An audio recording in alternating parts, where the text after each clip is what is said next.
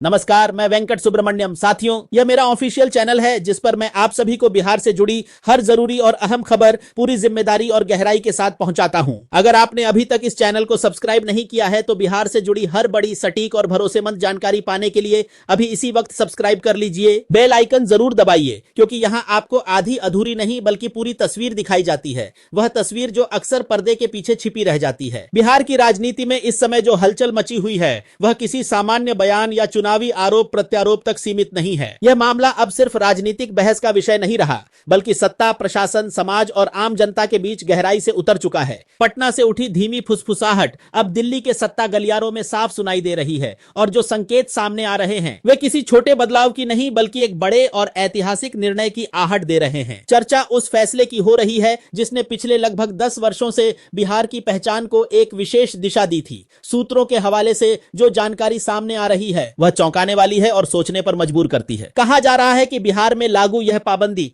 अब अपने अंतिम पड़ाव पर पहुंच चुकी है और सरकार के भीतर लगभग सहमति बन चुकी है कि मौजूदा स्वरूप में इसे जारी रखना अब संभव नहीं रह गया है। यह कोई हवा में तैरती अफवाह नहीं है, बल्कि प्रशासनिक बैठकों, गोपनीय रिपोर्टों और बदलते राजनीतिक समीकरणों पर आधारित गंभीर संकेत है। इस पूरे घटनाक्रम के केंद्र में है मुख्यमंत्री नीतीश कुमार। वही नीतीश कुमार जिन्होंने इसे महिलाओं की सुरक्षा, परिवारों की मजबूती और सामाजिक सुधार का सबसे बड़ा हथियार बताया था। वही जिन्होंने इसे अपनी राजनीति की नैतिक उपलब्धि के रूप में प्रस्तुत किया था। लेकिन समय की धारा में परिस्थितियां इस कदर बदल गईं कि अब यही नीति उनके लिए सबसे बड़ा सिरदर्द बनती दिखाई दे रही है। पटना से मिल रहे संकेत बताते हैं कि हाल के समय में बिहार सरकार की कई उच्च स्तरीय बैठकों में यह स्वीकार किया गया कि घोषित उद्देश्यों को हासिल करने में नीति सफल नहीं हो सकी। अपराध कम होने के बजाय स्वरूप बदलकर और जटिल हो गया। शराब तस्करी एक संगठित नेटवर्क में बदल गई। जहरीली शराब से होने वाली मौतें सुर्खियों में बनी रहीं, और सबसे चिंताजनक बात यह रही कि कानून व्यवस्था पर जनता का भरोसा कमजोर हुआ। गांव की गलियों से लेकर शहरों के मोहल्लों तक एक ही सवाल गूंज रहा है कि कागजों पर पाबंदी है,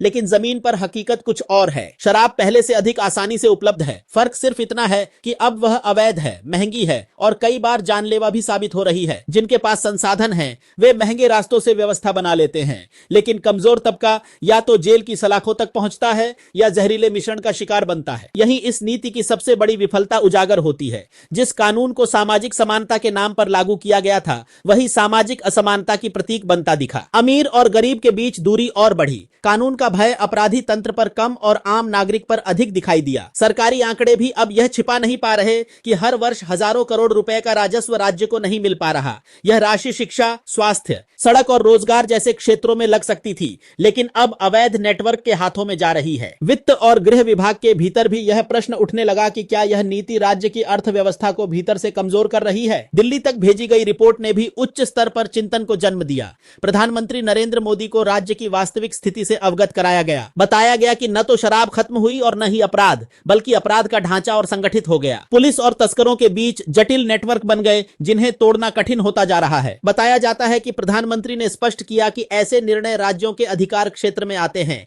और यदि किसी नीति से राज्य की अर्थव्यवस्था या कानून व्यवस्था प्रभावित हो रही हो तो परिस्थितियों के अनुसार निर्णय लेना राज्य सरकार की स्वतंत्रता है। इस संकेत को बिहार के लिए महत्वपूर्ण माना गया। इसी क्रम में गृह मंत्री अमित शाह को भी विस्तृत रिपोर्ट सौंपी गई जिसमें बताया गया कि अपराध का स्वरूप बदल चुका है। खुले अपराधों की जगह गुप्त नेटवर्क सक्रिय हैं। पड़ोसी राज्यों से तस्करी के रास्ते फैल चुके हैं और कई जिलों में प्रशासन खुद को चुनौतीपूर्ण स्थिति में पाता है। कई अधिकारियों ने अनौपचारिक तौर पर माना कि सख्ती से लागू करना लगभग असंभव हो गया है। कार्रवाई होती है, नेटवर्क कुछ समय शांत रहता है, फिर सक्रिय हो जाता है। इस चक्र ने प्रशासन की विश्वसनीयता को प्रभावित किया। इन सब के बीच सरकार के भीतर हलचल तेज हुई। बंद कमरों की चर्चा अब राजनीतिक गलियारों तक पहुंचने लगी कि पाबंदी हटाकर नियंत्रित और लाइसेंस आधारित व्यवस्था लागू की जा सकती है ताकि तस्करी पर अंकुश लगे, राजस्व बढ़े और जहरीली शराब से होने वाली मौतों पर रोक लगे। सबसे बड़ा प्रश्न यही है कि जिसे पहचान बनाया गया था उस पर पुनर्विचार क्यों? सूत्रों के अनुसार यह राजनीतिक विरासत से जुड़ा सवाल है। यदि वर्तमान स्वरूप जारी रहा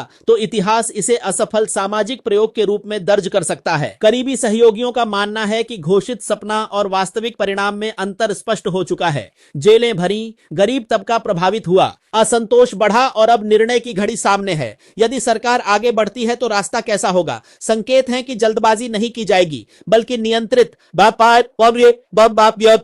चरणबद्ध और संतुलित मॉडल पर विचार हो रहा है। खुली बिक्री जैसी स्थिति नहीं, बल्कि सीमित लाइसेंस, सख्त निगरानी और तय मूल्य की व्यवस्था संभव है। मान्यता यह है कि जब कानूनी और नियंत्रित ढांचे में उपलब्धता होगी तो अवैध तंत्र स्वतः कमजोर होगा। अंधेरे में पनपता नेटवर्क कानूनी संरचना के सामने टिक नहीं पाएगा। जनता का रुख भी बदलता दिख रहा है। गांव की चौपालों और शहरों के चाय स्टॉलों पर चर्चा है कि मौजूदा व्यवस्था ने स्थिति सरल नहीं बल्कि जटिल बनाई। कई लोग कहते हैं कि नियंत्रित मॉडल पहले अपनाया जाता तो इतनी जानें न जाती और भ्रष्टाचार की जड़ें इतनी गहरी न होती। महिलाओं के दृष्टिकोण में भी समय के साथ बदलाव आया। प्रारंभिक समर्थन के बाद कई परिवारों में कमाने वाले सदस्य जेल गए, आर्थिक दबाव बढ़ा और जिम्मेदारियां बढ़ी। अब कई समूह कह रहे हैं कि उद्देश्य सही था पर क्रियान्वयन विफल रहा। सरकार के भीतर यह भी विचार है कि अचानक बदलाव राजनीतिक प्रतिक्रिया ला सकता है, इसलिए इसे सामाजिक सुधार और आर्थिक मजबूती के व्यापक परिप्रेक्ष्य में प्रस्तुत किया जाए। यह दिखाया जाए कि पीछे हटना नहीं बल्कि परिस्थितियों के अनुरूप सुधार करना लक्ष्य है। यही राजनीतिक शैली की पहचान भी रही है कि समय आने पर निर्णय बदले जा सकते हैं। केंद्र का स्पष्ट संदेश कि राज्य स्वतंत्र है एक राजनीतिक कवच के रूप में देखा जा रहा है। यदि परिवर्तन होता है तो इसे टकराव नहीं बल्कि आत्मनिर्णय कहा जाएगा।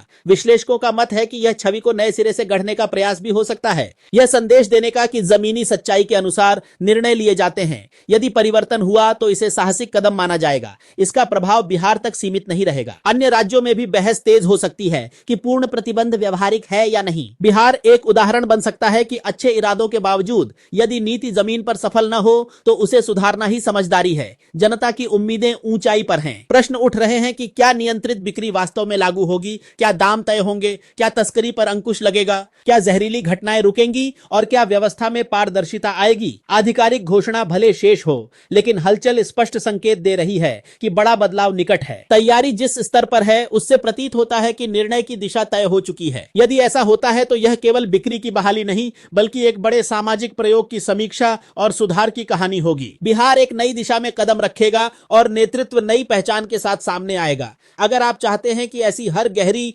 ये थी विश्लेषणात्मक और सटीक खबर आप तक सबसे पहले पहुंचे तो अभी इसी समय इस चैनल फ्लैश भारत को सब्सक्राइब कीजिए, बेल आइकन दबाइए और अपनी राय कमेंट में जरूर लिखिए, क्योंकि आपकी आवाज ही इस संवाद को मजबूत बनाती है।